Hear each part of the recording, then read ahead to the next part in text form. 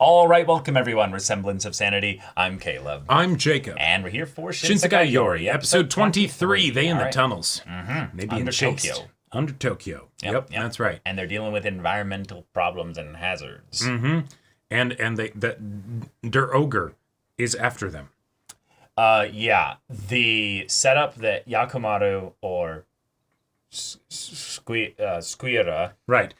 The monster rat who until recently was known as Squira. Has deduced that the only way that they could stop him is by going out here to look for either weapons or something. So he doesn't necessarily know what they're looking for, but we are looking for some chemical weapons shit. Like we are. Yep. Yeah. Some good old anthrax. Good old weaponized anthrax. Yep. Yeah. You know, it solves every problem. I guess so. But yeah, it's in that place in the show where we're like, okay, is this the kind of show that has the final thing end at the very last episode and there's not much epilogue, or is this the kind of show that gives us like a full episode of epilogue? A full episode of epilogue, because this could be like the final fight, depending on how things go here with the ogre. It absolutely could be. Oh, and by the way, we also have a monster rat who's on our side who doesn't have the death of shame. So, you know, there is that. You know, Kiromaru. Yep. So, y'all, without further ado, let's get into this. All right, everyone, now be sure to go check out the reaction portion of the video in the description below, then come back here for the discussion.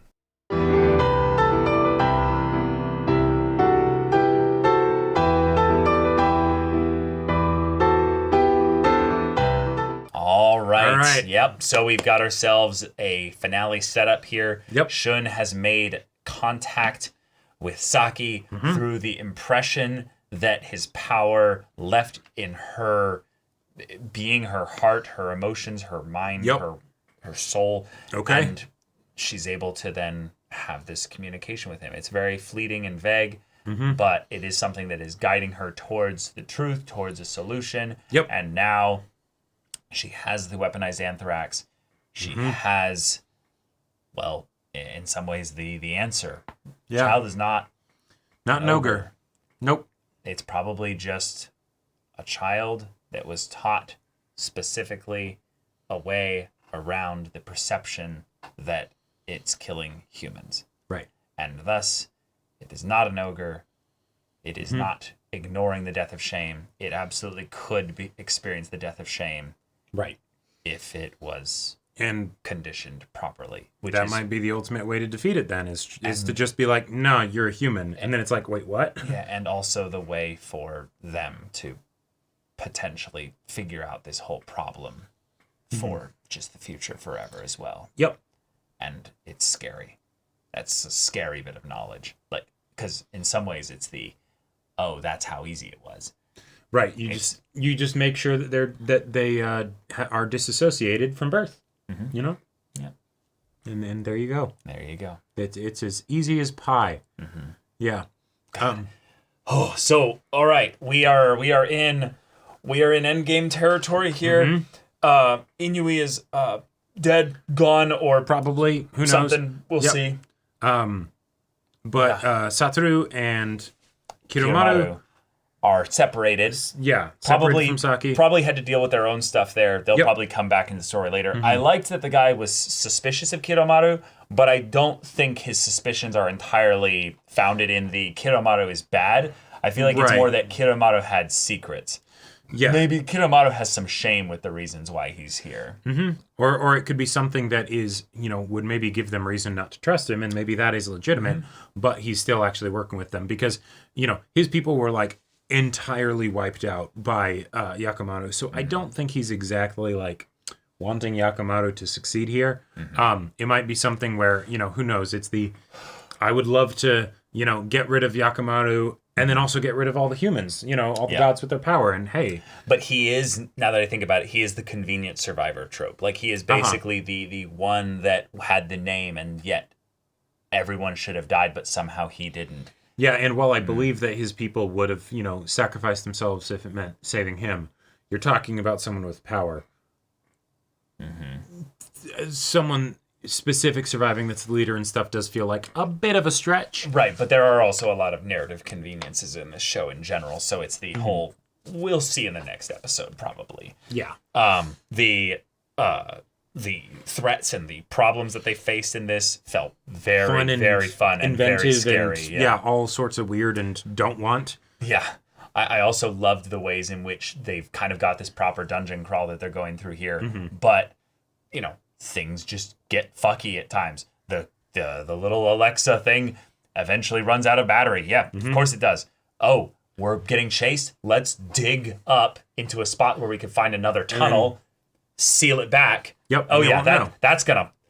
There's no way they're gonna know where we went or anything like that. Yeah. That's one of those examples I feel like where it's the reason why clairvoyance is such a go-to whenever you're dealing with like psychic abilities, because otherwise shit like this happens and you have no way to know, right? What do you do? Simple basic trick that they wouldn't even have to do once. They could be doing that 27 times, right?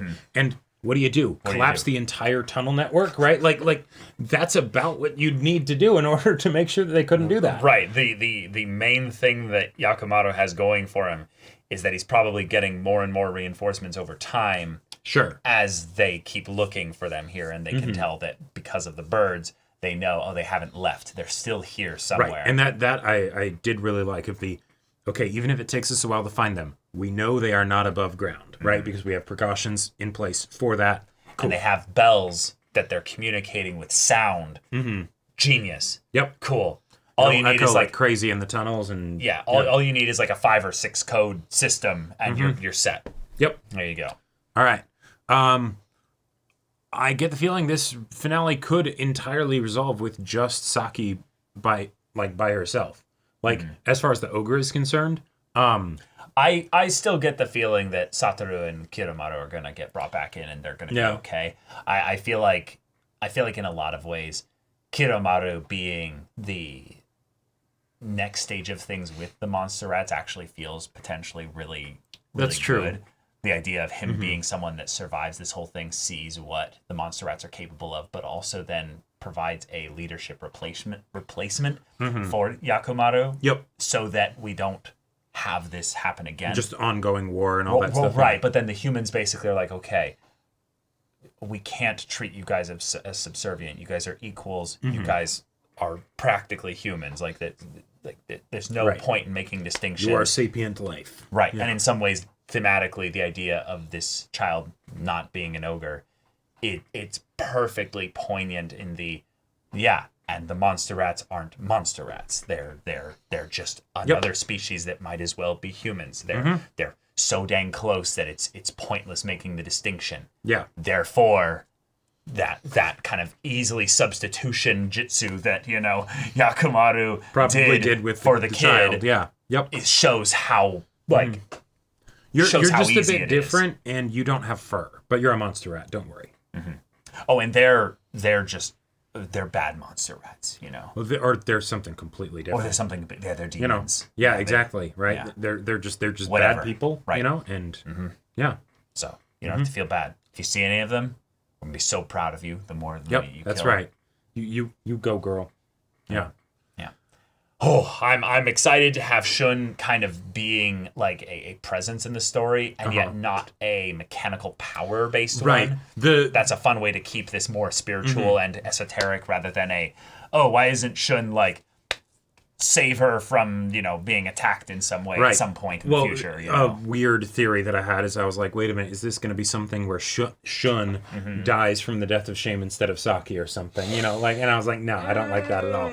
But one of the things that I'm kind of curious about is that the way that Shun was brought up in this episode and kind of all at once in a way, because we got bits of dreams and stuff. Yeah, this has been trickling in for a while. It's been trickling in, but then all of a sudden it's like, okay, it's happening now. I'm not there were bits of where we were getting okay, stuff that's reminding her, sure, but Shun being the cliffhanger end of episode drop.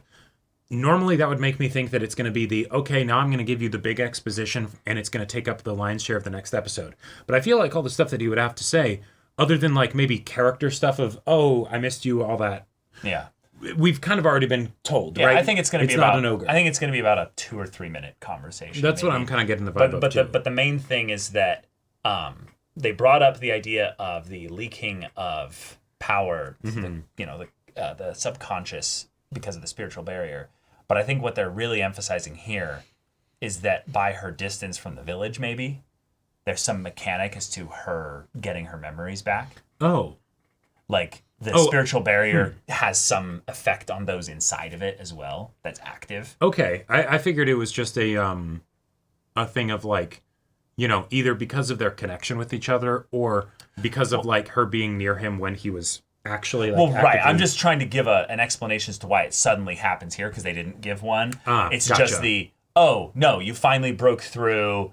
I had imprinted my essence because of what power kind of is into your heart because of our connection and our love for each other. Cool. I don't need any more explanation than that, but it's an extra thing that could be, why did it happen now? It's you're in the free air. You're actually, Tokyo isn't some desolate hellscape apocalyptic wasteland. There's lots of monsters here, but Yeah, if anything, this is a new world. Sure. And you're no longer maybe affected by what the imprinting or brainwashing of the village has kind of put on everybody there. Sure. And then as far as why Shun is relevant here, not just from a cool character, thing, I very much believe and also hope that it stays to just this, that it's information and insight rather than actual any kind of mechanical benefit, right? Well, there's a small adjacent connection between information and mechanical benefit. Totally. How is Saki getting this information, getting this insight? It's kind of exposition from, herself. From herself, whatever, etc. Yeah, narrative, whatever. It's fun. It's emotionally poignant. It's a way for characters to come to realizations for things when they're in situations where dialogue and discussion is not going to happen. It's not going to happen with the ogre for sure, and not with Alexa. Not with Alexa, and not even really with each other because they're in enough of a life or death type situation that they're just acting, right? Yeah. So it's not the. Have you ever wondered, like if they had a campfire conversation, maybe of how did it get past the death of Shane? Right. It's the kind of thing where you just need a little bit of narrative. Moves things along. Yeah. And also, we've still got a decent bit of story that makes sense to get into before we end this because we're still dealing with the conflict of the problem here. So that needs to be resolved soon. And that's why I'm thinking if the Shun conversation ends up just being like a 2-3 minute thing, maybe next episode is the finale of the conflict, and then the episode after that is like a prologue. Epilogue. Yeah. I think you're right. Where's everything at now? What happened to these characters? Yeah, we simplified Saki's side of things by getting rid of Inui. So now it's just cool. We'll replace him with Shun for a little bit for some dialogue, but okay. Very, very tense setup episode. The eeriness of the tunnel and the railroad tracks, the tanks, all the atmosphere remnants. The atmosphere was on point. Yeah. I love that in some ways the show is not going into any of this because it was so long ago, but it's that eerie feeling of all that devastation and stuff that happened in the world happened over such a quick period of time. And so long ago. That, it might as well all be just ancient nothing. Yep. It has no bearing on the now other than apparently there's this anthrax stuff. I love this aspect of post-apocalyptic storylines is not that, we're going to draw upon all this stuff from the old world, but it's the way in which you can use imagery of the old world to speak to the audience more so than the characters. Sure. And give us a feeling that is one that the characters aren't necessarily going to quickly get. And one of my favorite parts about when we get this stuff is there's these familiar things that we can see, like the railroad tracks, like the tank underwater, things like that. But then there's the stuff that we don't recognize. Why was the anthrax capsule in this weird design? Yeah, who knows? It's like this was a long ass time ago, and there were progressions through the, fragmented remains of society, right? As they tried to deal with this problem, and then eventually all were wiped out. Right. So it's something that sort of hints at a lot of fun world building that isn't relevant or necessary. Sure. But it lets our minds kind of wander and just think about stuff and fill in the blanks, which is always fun. Yeah. No. Especially at the end of this show where it wouldn't make sense to go in depth into any of that stuff. Exactly. But, all right. Pretty short discussion here. I very much want there to be some some specific things gotten into with regards to how Saki's been handling the stress of all this, and maybe not any kind of reveals with regards to her, but some things as to tie in the future Saki that is narrating a lot of this. And that would be something that I would like to see, at the very least, in the epilogue, or equivalent of whatever they're going to do for when we eventually catch up to narrator Saki. Right. But, like, potentially having some of that stuff before any of that as well would be pretty fun. Yeah. But all right, y'all, thank you so much for watching this episode's reaction and discussion. If you want to see the next episode's reaction and discussion right now, though, go check out the link in the description below for our Patreon. You can get on early access there. You can watch full-length timer reactions there, and all this comes with Discord access, so you can chat with us in the community there about this show, about anime in general, and also be sure to check out our Twitch channel. We stream every weekday. The info's in the description. Yes, if any of that interests you, we'll see you there. But until then, we're Semblance of Sanity. I'm Caleb. I'm Jacob. And we'll see you all next time.